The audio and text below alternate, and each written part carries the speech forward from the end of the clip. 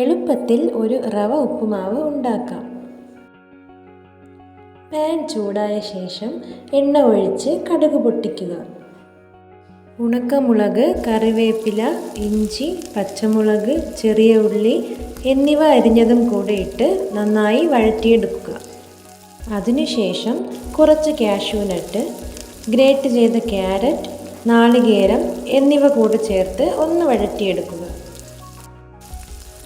ആവശ്യത്തിന് വെള്ളവും പാകത്തിന് ഉപ്പും കൂടെ ചേർത്ത് നന്നായിട്ട് തിളപ്പിക്കുക. ഇതിലേക്ക് 1 കപ്പ് റവയിട്ട് നന്നായി ഇളക്കുക. കുറച്ച് നെയ്യ് കൂടെ ചേർത്ത് ലോ ഫ്ലെയിമിൽ നന്നായി വേവിച്ചെടുത്താൽ ഉപ്പുമാവ് റെഡി.